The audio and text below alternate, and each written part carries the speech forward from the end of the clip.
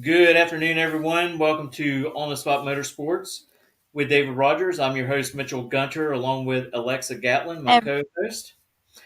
Tonight, we got a great guest that's going to be joining us, Miss Courtney Enders.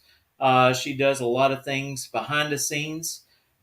She works for FLOracing. She also handles a lot of PR stuff for her sister, Erica Anders, in Elite Motorsports.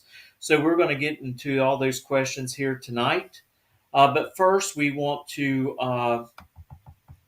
thank our media partners that make everything happen. The first one is going to be On the Spot Lawn Maintenance, full service lawn care for you. Give them a call at 904-966-1633. Hey, let the red, white, and blue take care of your green.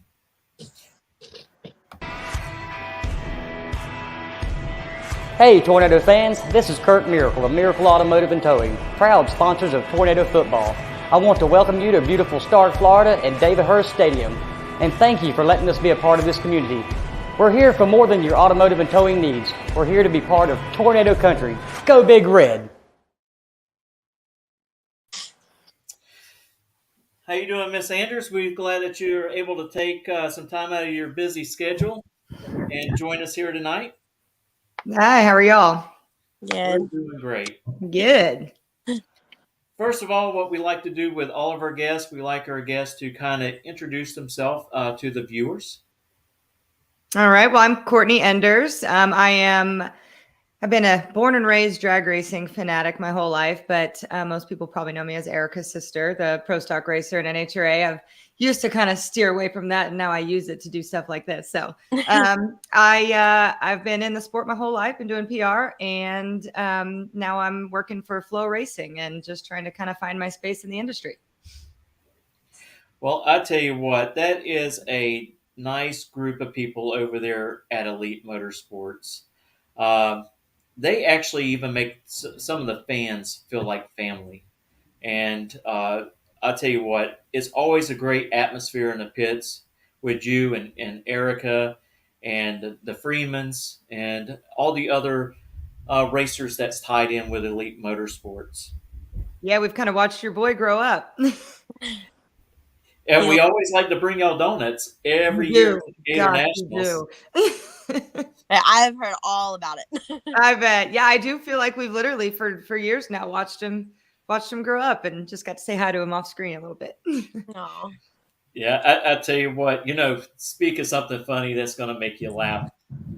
We bring donuts all the time to y'all, and me and Erica, we was talking one day, and she's like, "Well, Courtney, she doesn't eat donuts." And I said, you know what we should do? And she goes, what?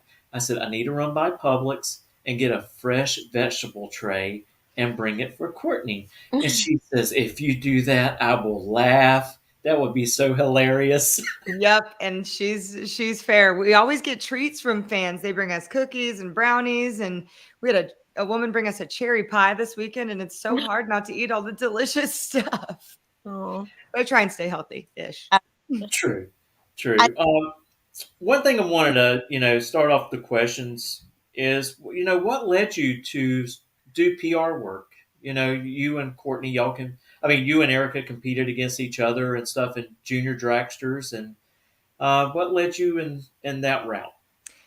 It was kind of accidental, to be honest with you. I was still in college actually I was still in high school when my sister first started racing pro stock, and that led into my first couple years of college. And I was coaching and playing volleyball and doing all kinds of time sensitive stuff. My dad gave me some really good advice younger when I was trying to decide which direction in life to go of playing collegiate sports or drag racing. And he said, look at the average age of a drag racer and look at the average age of a volleyball player. So kind of took all that on while I could when I was young and much more nimble than now.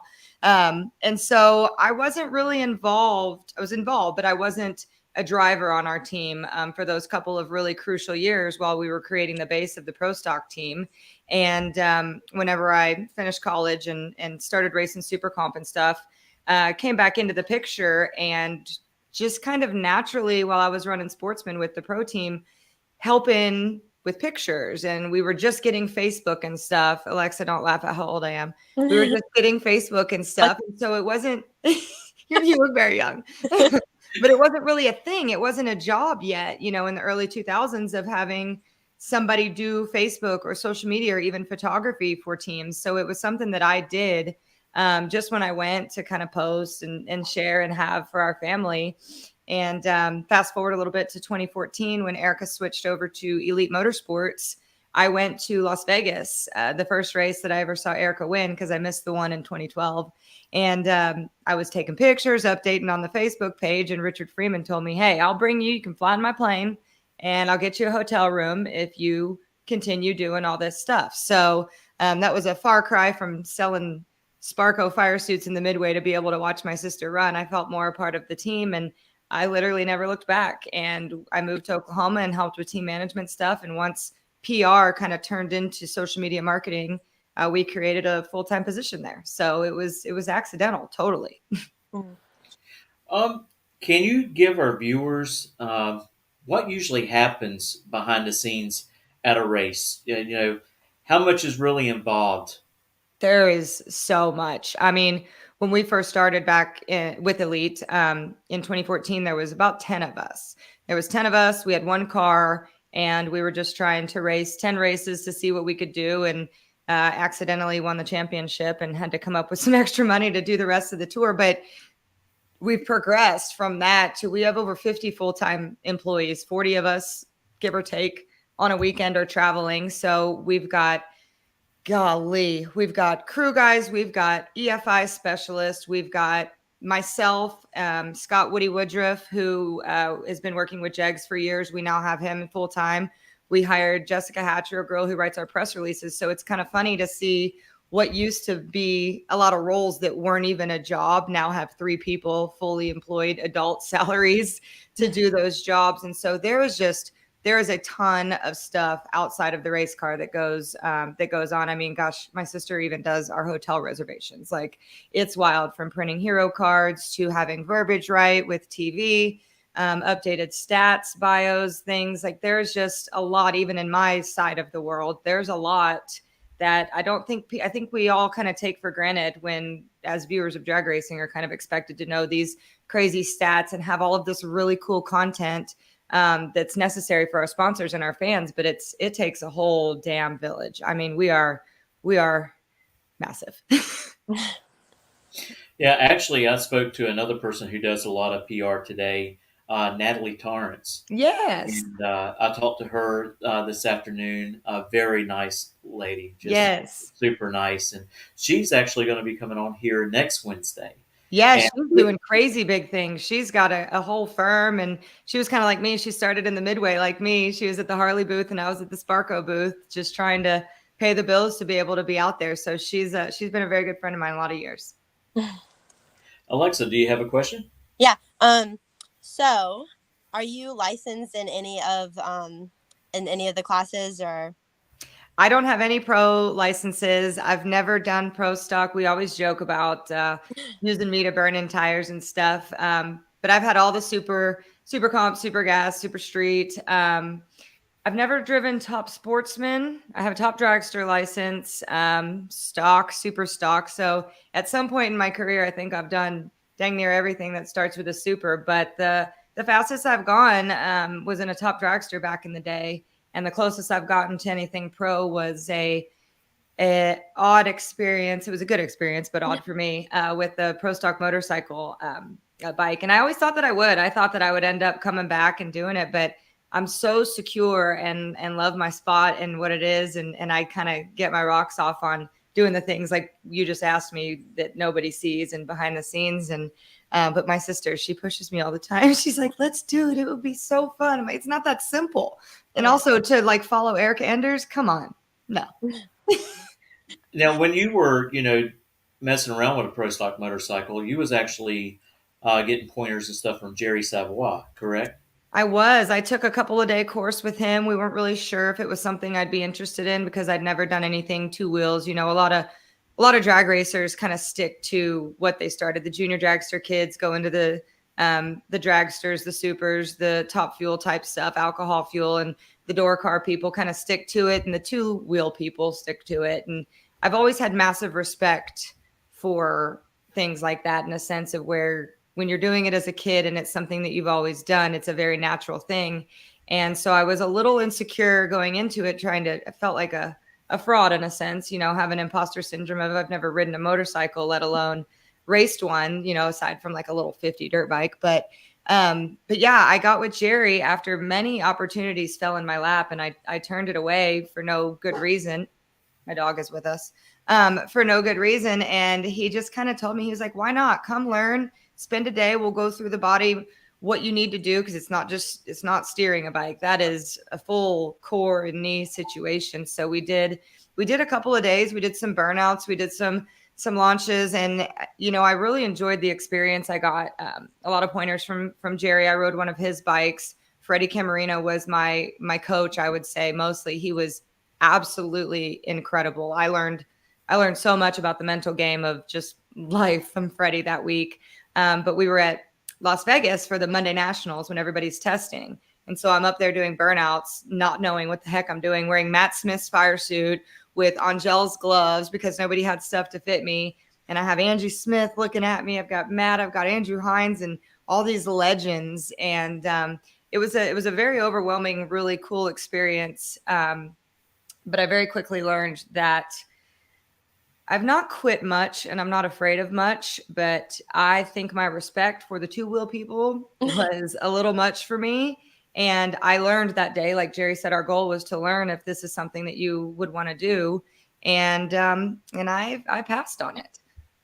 That's been something I've always not been ashamed of, but just the fact that we put it out there and I tried it, and I have to tell the story of that it wasn't a good fit. It wasn't anything with Jerry, wasn't anything with anything. The opportunity was there. Richard Freeman was going to pay for it, and we were going to roll. But it wasn't something that felt natural to me. And I've watched a lot of people try and go out there and do things that aren't natural to them. And it's a struggle. And I just didn't want to be one of those people, especially with the history and nostalgia that I have in the sport. I'm very firm believer in if it was a meant to be thing, it would have felt really right. And it just didn't feel right. Yeah, I tell you, I know George Bryce very well. Super nice guy. He's got a lot of Wallies on his shelves at his house. And we've talked about it before about someone getting on a pro stock motorcycle, and sometimes it is better for someone who does not have any experience. They also told me that, which I think the body movement and stuff, it was because it's not a normal bike. It's not like ripping around where your core and your shoulders and everything are helping you. It's a rib squeeze and a knee bend and a weird kind of thing. And I have so much respect for it. And I have to say that doing a burnout on that thing and shaking my butt was one of the funnest things I've ever done. It was so fun. It's so cool. So I always said, if I could just go in and do everybody's burnouts for them and then they go, then I'm good. Well, we wanted to discuss a little bit about what you do at FLOracing and you going over to PDRA and interviewing drivers and bringing that content to the viewers. Yeah, I during COVID or right after COVID, when events weren't happening with NHRA, we weren't doing any fans in the stands and stuff. I was given an opportunity to go do some pit reporting for one of the Duck X races. I think it was, I should know.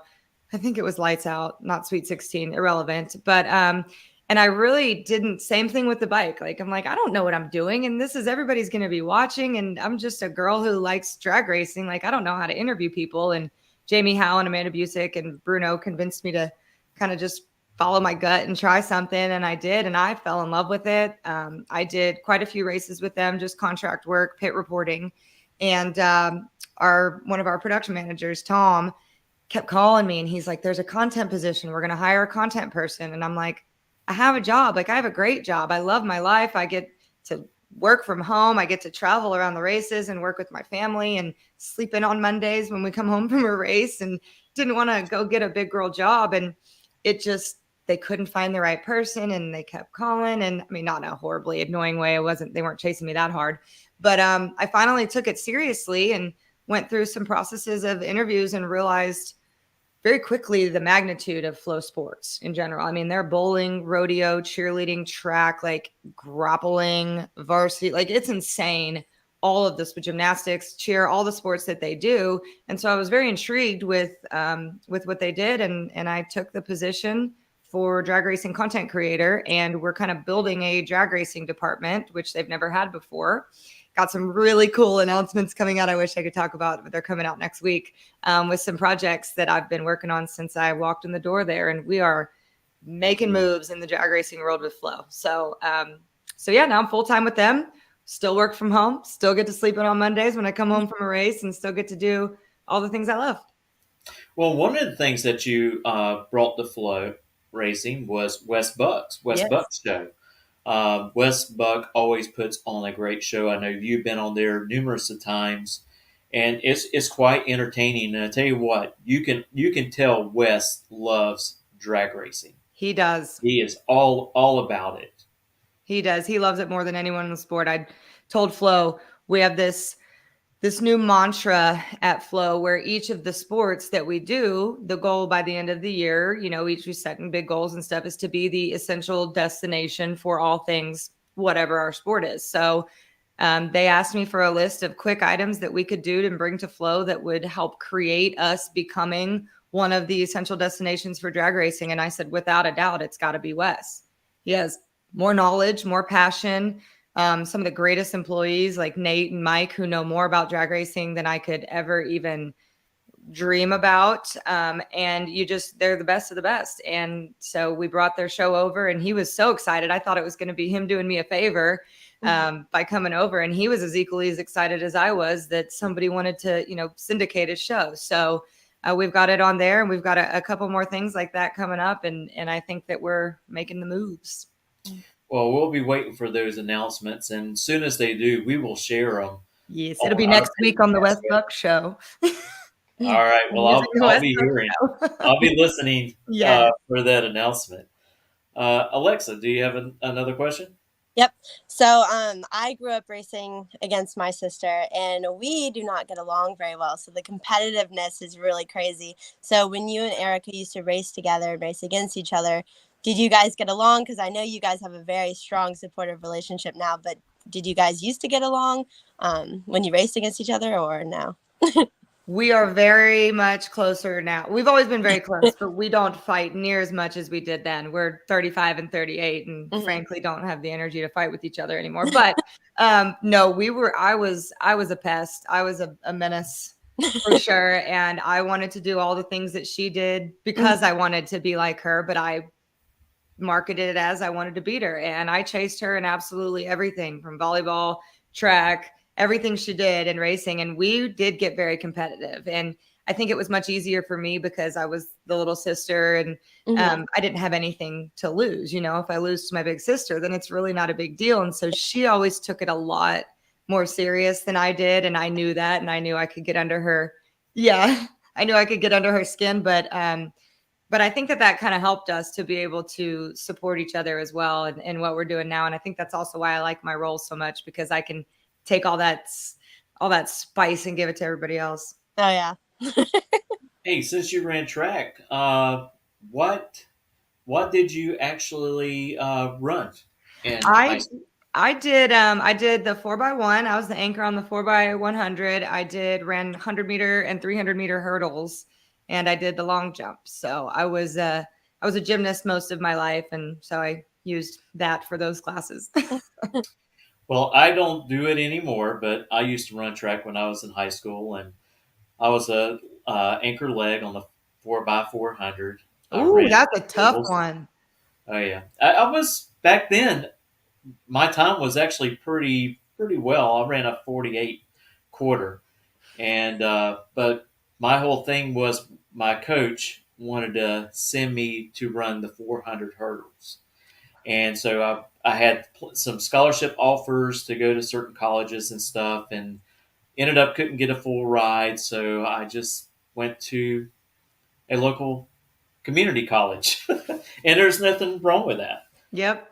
I think I turned out pretty well by not going to a university, but sometimes I feel like I want to kick myself in the what for not going, because I had offers to Nebraska, Ohio State, and there were some pretty good colleges.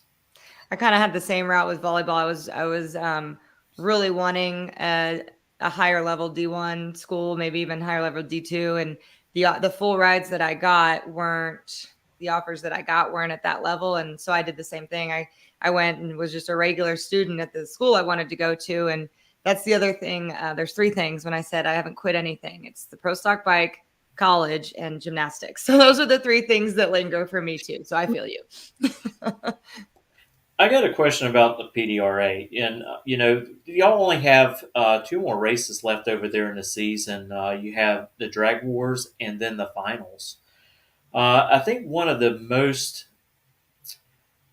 funnest and most interesting classes is the 632 class, and I think that's kind of pretty close. You can relate it to pro stock, Mm-hmm. with the speeds and everything.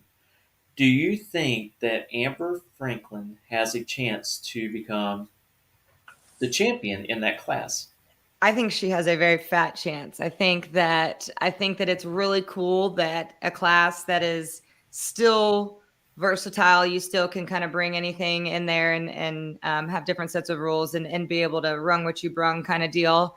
And that these girls are beating up on these men who have been doing it for so long and they're young. But Lexi Tanner I think it's so cool that they're going to be each other's thorn in the side. And I think that, last weekend with Lexi going out early and Amber going to the finals, I think that obviously gives Amber a little leg up here with only two left. But I hope in my gut of guts that it is literally those two neck and neck, like semis, finals at the finals. So I guess that would have to mean Amber's going to have to go out early this weekend, which Amber, I would never wish that on you. But I think that watching those two girls battle it out is the coolest thing that the PDRA has going on right now. So of the PDRA classes, which one is your favorite? Pro stock. I love extreme pro stock. I love carburetors. I love the fact that they're 800-inch, just behemoths. The people there have just taken me under their wing. Whenever I first started going to PDRA before the Flow thing, the class had hired me to do some PR, and I'm actually going to Brainerd this weekend to help them and the Pro Mod class out, even though 500-inch pro stock is off. So there goes the off weekend. But the guys there have just been incredible. JR Carr's family's been awesome. Johnny Placino, I love them. Him and his dad are just so funny. They're so competitive. And the competition is really fierce in there. You got, Tony Gillick. So to me, I'm probably most emotionally invested in pro stock. Okay. Do you think maybe there's a time that Amber Franklin may step over to run pro stock, either at PDRA or NHRA? I Or don't does she know. seem like she's pretty comfortable where she's at? I think that I don't know where her heart is. I don't know where her gut is, or if she's still kind of figuring that out.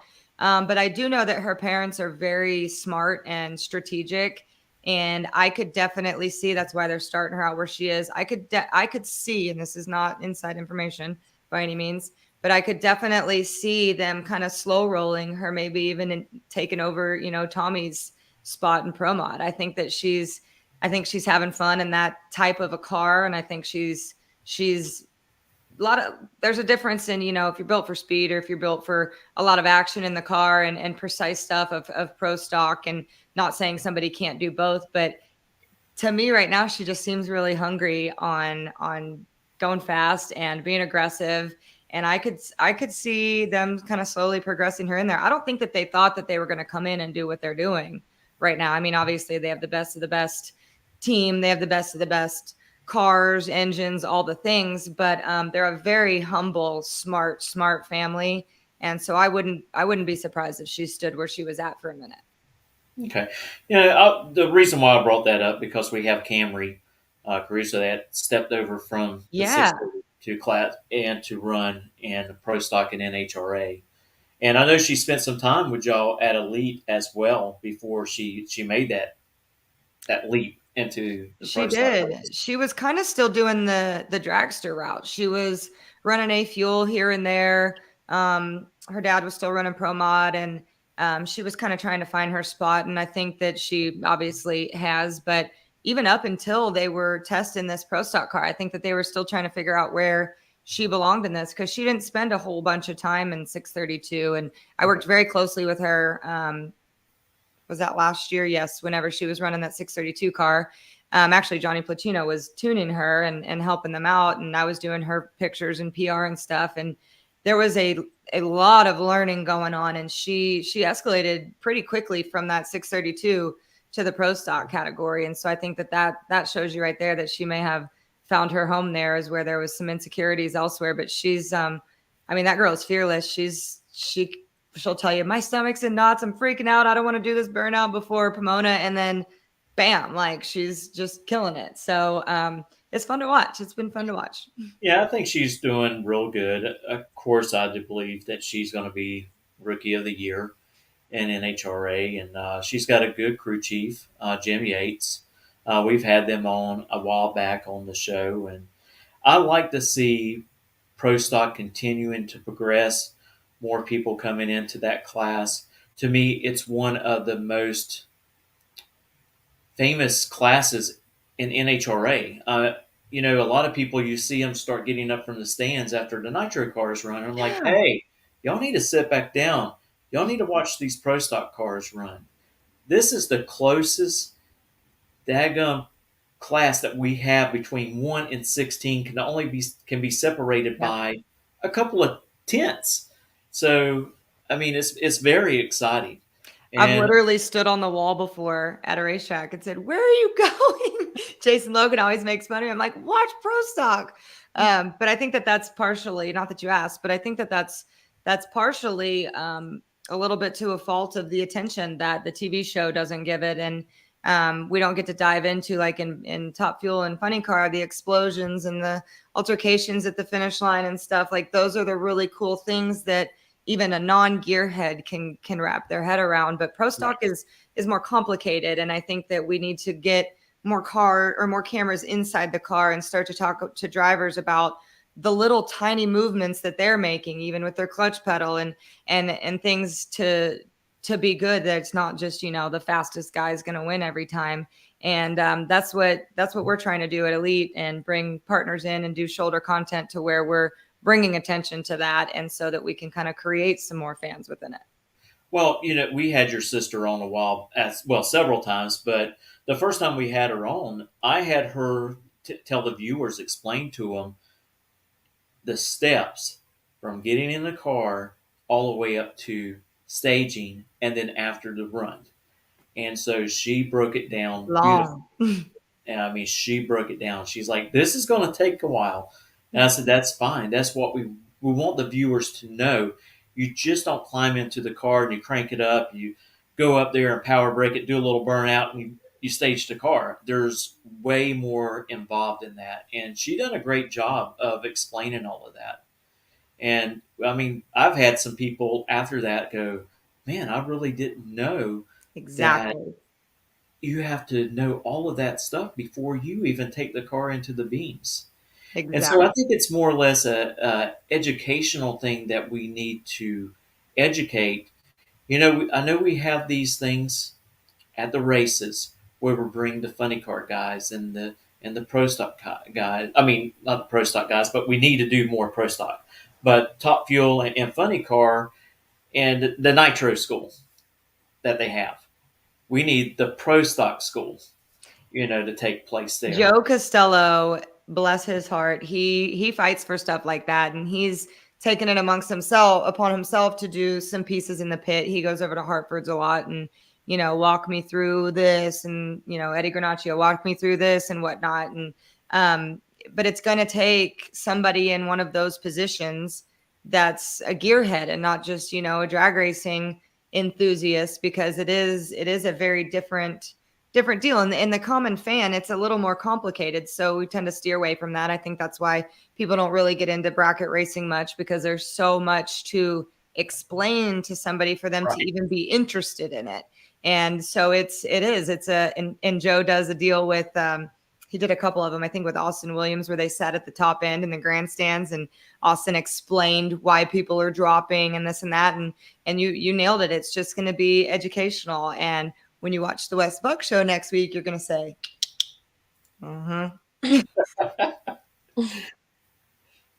Alexa?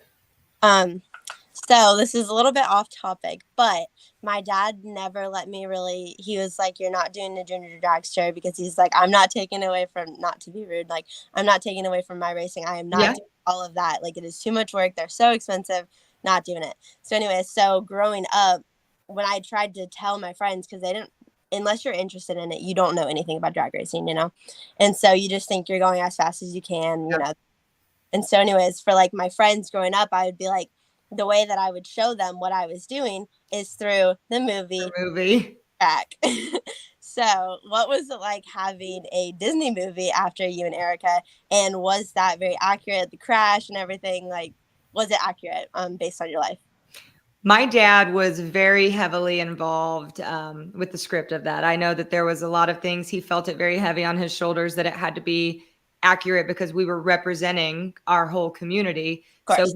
he did as good as he could without the Disney magic. But obviously, every story has to have troubles and it has to have low points. And this isn't a flex by any means. It's just the life I was blessed to have. But we didn't have many hardships. We didn't have tough stuff. We had a great childhood. We had tons of opportunity, obviously. And so we had to fabricate some stuff. We told stories of our life and they kind of jumbled up stories of mine and stories of my sisters and just ideas that we had to make it very relatable, but not traumatic stuff that we went to. We're not, claiming any kind of woe is us stuff. So for the most part, it was pretty accurate. Like the volleyball story was very stretched out. We didn't break down on the side of the road. But we did have to. No, I'm just kidding. Exactly. We did have to make choices and stuff, were you going to this volleyball tournament or are we going to the race? And so they just exaggerated. The crash never happened. Okay. Her and I we never had any junior dragster crashes. I still to this day have never had an incident in a car. But for the most part, it was pretty accurate. And I was so young when we filmed it that it was just another really cool thing that we got to do. Again, we had a really cool, different childhood and it was something cool that we got to do. But the older I get and the more that I see that it's still relevant, because you had to have been, I don't even know if you were born when it came out, but you had to have been pretty close to it. And it's crazy the amount of people that come up to us and still say we watched it this week or my daughter's still this and second generation people of, that was my favorite movie. And now I make my daughter watch it. That was my favorite movie. That's crazy. That's crazy. So I think it sinks in a little more every minute that it comes back to haunt me. Before we get on to some more questions, I wanted to go through some photos and let you kind of talk about those that you sent and some of those I actually picked up off your page. So don't get mad at me. There's always plenty of those. This right here is at PDRA. Yes. Yeah, I think that was who's in the background? Was that at the Pro Stars? Johnny's at the Pro. Yep, I think that was at Pro Stars at VMP. Oh yeah, see my buddy Johnny.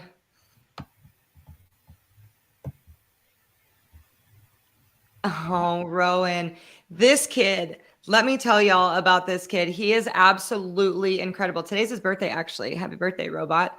I follow him on Facebook. I follow his racing page. His dad does an incredible job of marketing this kid, and this kid does an amazing job at winning races. They call him the robot, and he is just one of my favorites. I think that there's standout people in our industry that are going to be around forever, and this kid is going to be. He's going to be. Well, I just think it's neat. Kids have that opportunity in a PDRA to come over and talk with you and be interviewed because it is about grooming and getting them ready for marketing opportunities down the road. Absolutely. Yeah. You see grown adults coming in and you stick a microphone in their face and they're terrible. You gotta train them young if they really want to represent a large company later. But this kid he's an absolute natural. And it was that moment right there was really special to me because me finding my spot. I grew up racing juniors, obviously, and racing. And when you do that, you think, oh, I'm going to be a race car driver when I grow up. Like, if this is something that I love, you think, oh, I've got to race. Like, this is obviously my dream. Well, there's a lot of space in the industry to have different kinds of dreams. And it took me a really long time to be okay with that and realize that it's, there's a million different places, from hospitality to PR to photography to videography, production, like sponsor relations. There's a ton of avenues for people who love the sport. And so that was kind of full circle for me, interviewing a kid that reminded me of us when we were a kid, after finding, and being comfortable in my place and doing that. So that was a really sweet moment for me. Yeah, and I'll tell you what, it's very important to get kids involved early. My nephew, he runs Legends, Oh so he's yeah. always in Tennessee or South Carolina, North Carolina, Virginia. He's always going up there in that rim to go race. And my brother, he came to me, he goes, I'm thinking about letting Brody get into quarter midgets. And I was like, well, how old do they have to be? He says 6 years old. I said, well, you need to get him in it now. He's 6 years old. Mm-hmm. He says, really? I said, yes, you need to get him in early. He needs to go ahead and get accidents. I mean, when do we know we don't want him to get in accidents, but we know accidents are going to happen. I said, get him in those, get him out there, let him have the accidents, see how he responds afterwards. And this kid got in an accident one time. He flipped over the wall and the fence. And so they go to get him out of the car, and he says, hey, man, that was fun. And I says, you don't have nothing to worry about that kid being scared of getting back in the car. And so far, now he is 15 years old, and he's running Legends, and hopefully he's aiming his way to ARCA, and hopefully he'll make it there. But Yeah, you're absolutely right. It's very important to get that's kids what I meant. involved. Like with the pro stock bike stuff, I truly feel that there's a huge asset in having muscle memory and just being so comfortable in whatever type of car or vehicle or whatever you're going to be in. So you proved my point. How about Oh, yay. So this was last weekend, just a few short days ago in Topeka. Troy Coughlin, I'm over there. I was not dressed out correctly. I'm over there with the blue jean shorts on. The hardest part of my job is when we celebrate and we win, and I'm truly just gutted with joy that I have to keep the camera still. And so I just have this weird stance that I don't even mean to do. And I just hold my arm up while I film. But this one was special because Troy, he has just struggled. Not him. Our team has struggled to get him this win. And his big dream always was to beat Greg Anderson in the finals, Summit versus Jags. And that was a huge dream of his personally. And I love him so very much. And so that was genuine joy for everyone there. We are a team of many teams, and when we race each other, we talk a lot of crap. Like, it gets serious sometimes, but when there's one person standing, get out. We are the most tight-knit, absolutely thrilled for each other group. Well, I'm surprised he didn't call me to come back on for another interview, because we interviewed him last Wednesday talking about, his win in Seattle, and then he turns around, he goes back to back. So I was like, I'm surprised. He might think that we're good luck and want to come back on. I texted him today, actually. I said, hey, that show that you went on last week, I'm going on it today on the spot. And he was like, oh my God. I think he thought that maybe Erica was going on or something. And I was like, no, it's me. Oh, my sister. Yeah, this is one of my favorite pictures, because there's, again, when you ask there's so many things that go on, like moving her tack, all the things to make her comfortable in her car somehow become my problem right there at the starting line. And I love it. I love it. Love it. I love getting her set up to where she can absolutely be the best she can be. So those are special moments. Oh, my PDRA folk. This was years ago, actually. This was before Flo. As you can see, I've got my Hunter rain boots on because the PDRA doesn't know how to have a dry race. But these are the cool things too that you don't get to see. Once the fans are gone and once the live stream has stopped, the hard work that these guys and gals just keep doing. I mean, Tyler Crossnose, standing right there on the right, is the director of the series, and he's doing manual labor, taking the dadgum tree down. So those are cool moments I cherish too. Oh, there's some eyeballs. See, same thing. We have our little special system right there, making sure she's good. She gives me either a nod or she'll tell me with her eyes where on the windshield to smudge. Yeah, my new life.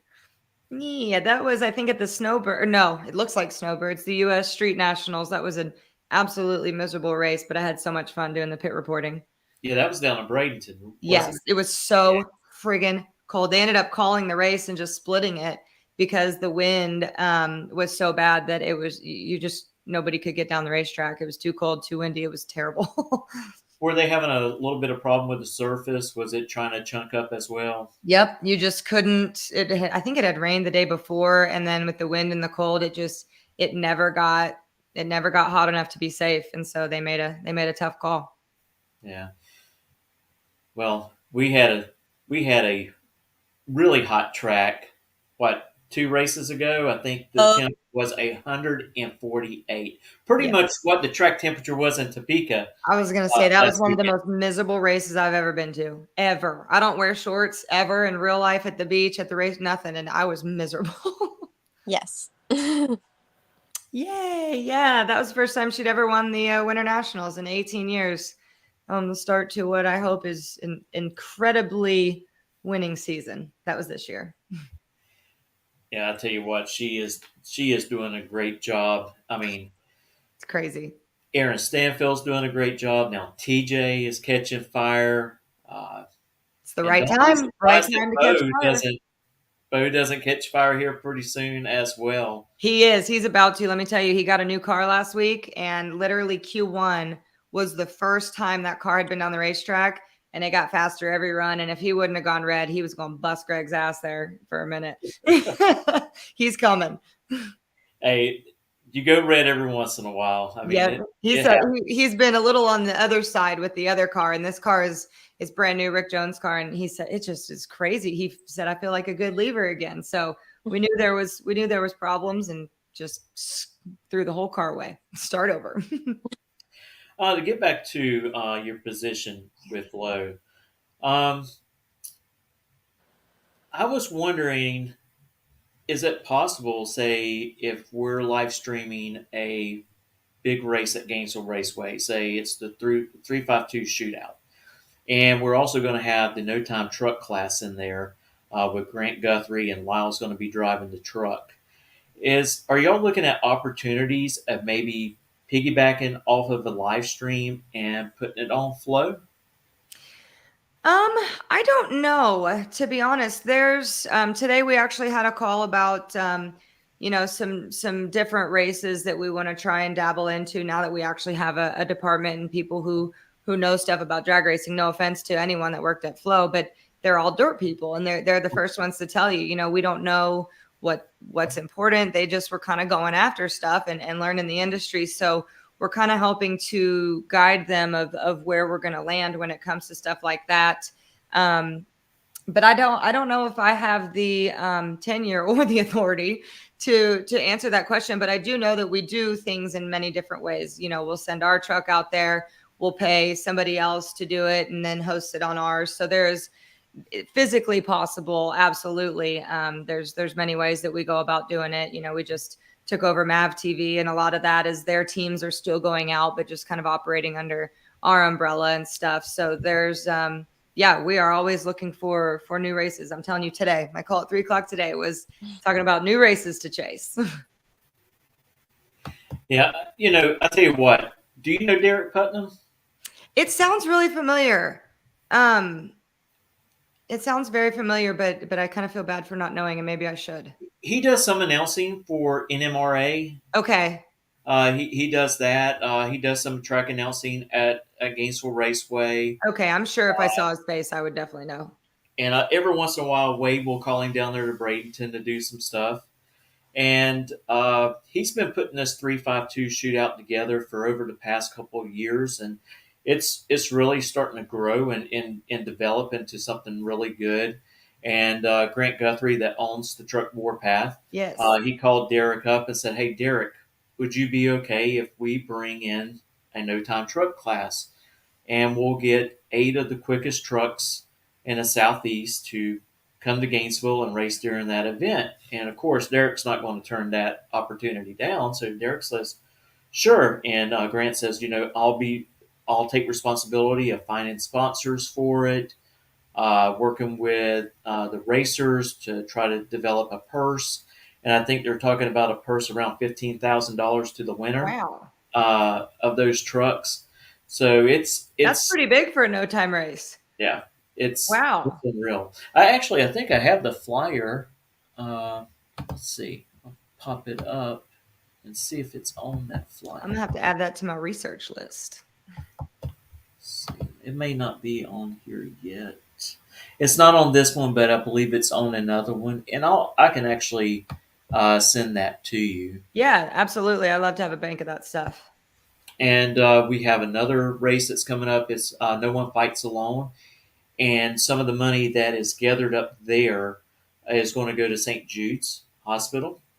The other is going to go to the winners, the classes, and then we have the Horsepower Hustle. I think that's a new thing that they started this year. A group of guys, and they're traveling through different tracks. And had the opportunity, I called them up. I said, "Hey, do y'all have anybody live streaming your event?" And they're like, "No, we don't." And I says, "Well, we're no Motor Mania, because Motor Mania, they do an excellent They job do, and they of have all the broadcasting. bracket races I want. Yeah, they do a great job." And so the guy goes, "Well, how much would you charge to live stream the race?" I says, "Well, we're just trying to get our name out there, try to work with racers and promoters." I says, $500. He says, "Sold." I don't That think he quick. expected you to say that. No. And I says, we're just trying to slowly work around and buy equipment here and there. And we're mostly just set up to live stream races at Gainesville, and hopefully the opportunity will come that we can go to other tracks as well and help them. And it's been a big hit. The live stream has, a lot It's of changed the way people watch the sport for sure.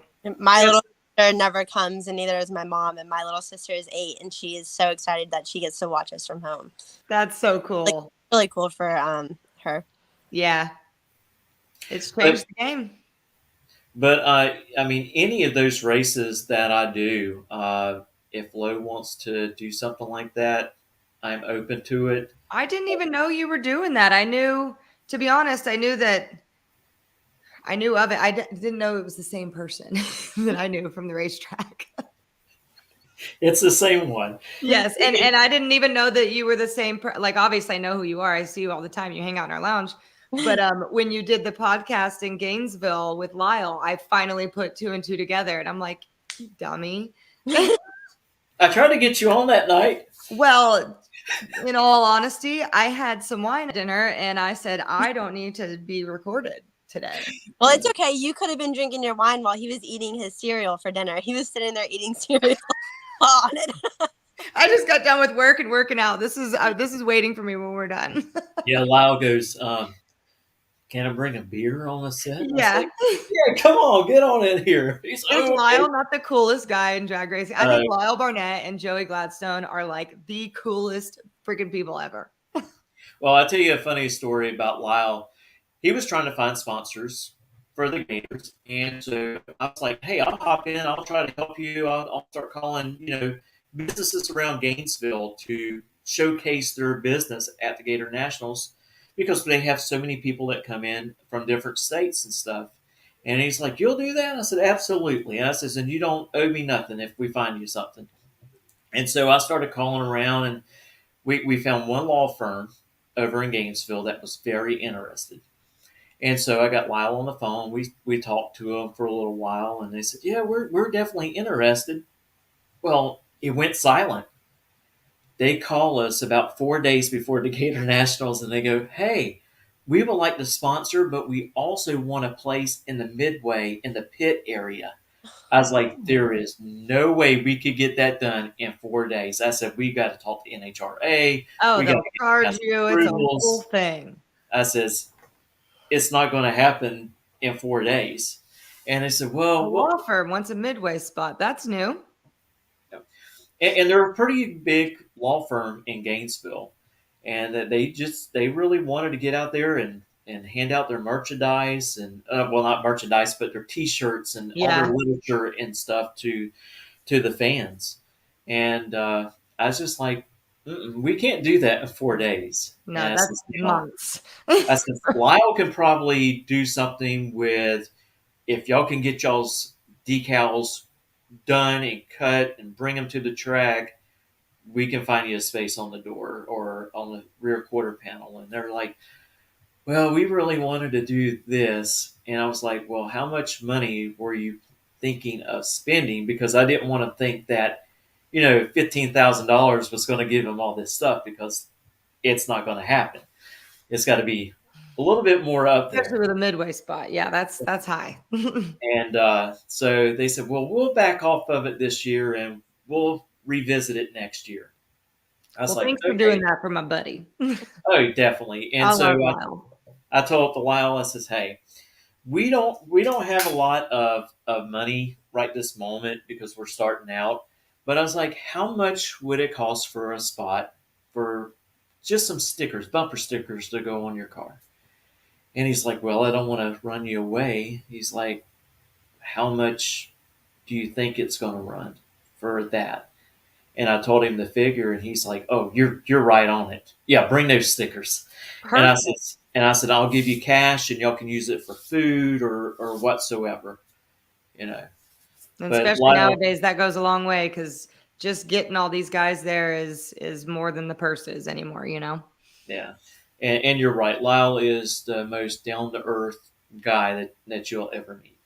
I'm excited. I'm going to Brainerd this week, obviously, I told you, and no pro stock is there. And so I texted him, I'm like, you realize you're going to like have to babysit me, right? Like you're going to be my home. You're the only elite person there. So I need to be fed. I'm going to come back for water. Like, can I put my computer in your lounge? He's like, good Lord.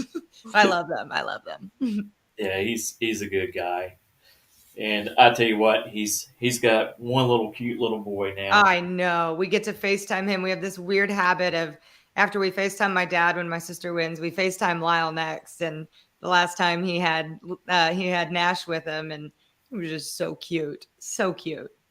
Well, I'm hoping that he has a good outing Me up too. there. They need it. They had a rough one last week. It was a bad deal. And I tell you what, if anybody else was behind that wheel, That'd have been way I worse. don't think they could have saved that car.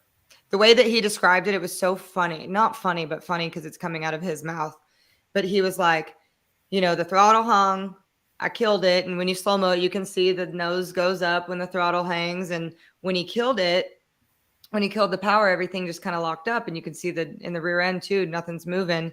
And he goes, and I thought, well, if it's already going back in this way, maybe I can, and he went like this, maybe I can just swing it around and kind of loop instead of hitting the wall. And I'm like, you had time to think about all that crap? Is like Jose next to him was about to crash and then the wall's coming your way. And he was like, oh yeah. So that back and forth moment was literally him like being evil Knievel in that thing. He's a lunatic. He's freaking wild. Yeah, he's definitely a wheel man. He is a wheel man. And Richard Freeman was joking. He's like, every time that Pro Mod car does something, he's like, everybody's okay except Richard's wallet, and so he goes, Lyle, do you ever joking? He's like, maybe you want to think about running pro stock or something. And Lyle's like, no. And he's too much of a wheel man, that, like I said earlier, people who want that aggression and the rumble of a Pro Mod. And then there's a brand of people who love the precise moving a half gram around of pro stock. And he's a wild man. Well, and I tell you, in Pro Mod with the rule change and stuff, it really hurts the turbo cars. And he's the only turbo car pretty much Yep. that I know of that comes out in races. Yep. Yeah, Pro Mod's in a weird spot right now. I say let them run what they brung. Yeah, and we had a Pro Mod meeting at the last race, and everybody's trying to fix car count and this and that, and you gotta look into consideration of there's so many races across the country now to go race Pro Mod. Like the amount of races that we have, we are not lacking at all, and NHRA just needs to. And again, I'm not a tech person, but they've got to stay consistent-ish with those other series that have way more races, or we're just going to continue continue to do that. And these guys, if they go run well, they're rewarded with a rule change, which understand because there's different power adders and this and that. But it was interesting to hear all the drivers and crew chiefs solutions to this. And a couple people are like, well, let's just go back to 2 power adders and let's re-simplify it. And they're working very hard and together on trying to figure it out. And I think it sucks that they have to do it in an atmosphere where fuel's $5 a gallon and they're trying to go to Brainerd for this shootout. And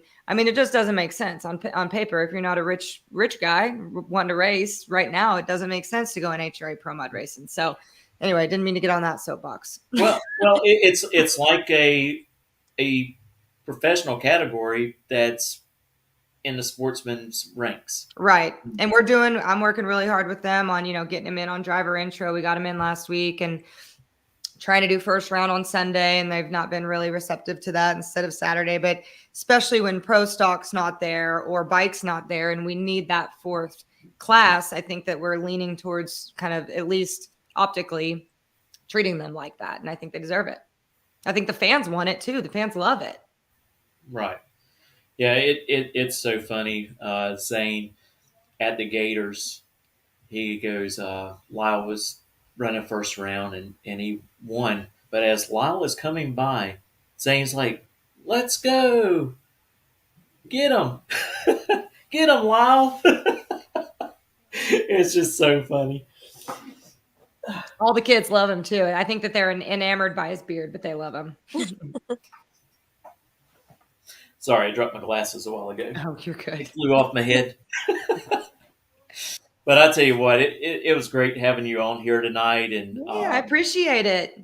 Usually I get these emails from my sister, but this one was for me. I had to read it twice. I'm like, me? She could have came on, but I figured we'll let this be your day. In my own space. But no. I mean, anytime that y'all need some content or whatever, say for that 352 shootout. Yeah. Just let me know and I'll work with you. Yeah, and just also something that I need into the general drag racing public as well.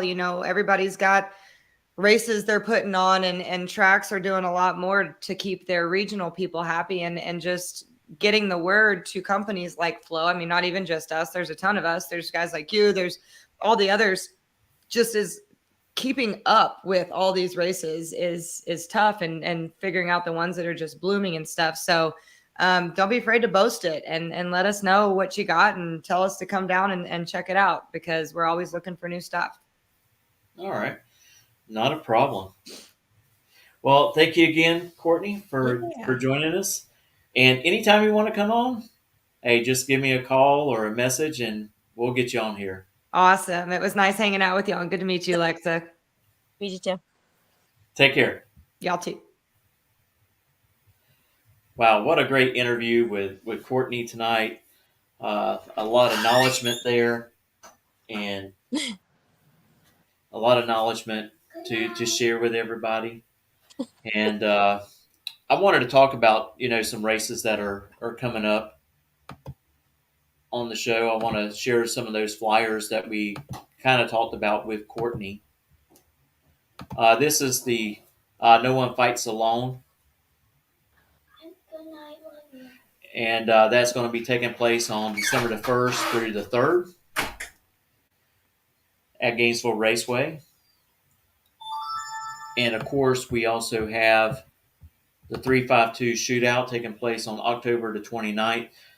This is going to be a great event, a lot of heads-up racing. There's also a open comp. There's going to be a trunk or treat for the kids. The no-time truck class, I mean, we're talking about trucks that run 200 miles an hour in the 8th mile. Just really, really exciting stuff that's in our area down here in Gainesville. Also, I want to mention about the points race that's taking place this weekend down at Bradenton. I know a lot of people that races at Gainesville and some of the other tracks in the southeast will make their way down there, race on Wade's nicely gripped surface down there. And we want to wish y'all luck. And also coming up next Saturday at Gainesville Raceway. That's right, the Summit Racing Bracket Series, and this is for the Wally. So every class winner will take home the hardware, and so I'm just hoping that I'm in that category to take it home. I've only been in one final this year, and hopefully this will be my second final, and I'll actually turn on that last win light down at the end of the track. And of course, we were talking to Erica about the upcoming PDRA races. This is one of them right here, Drag Wars. That takes place on September 29th and October the 1st. And you can catch that on FLOracing, more than likely, and listen to Courtney Enders interview the drivers.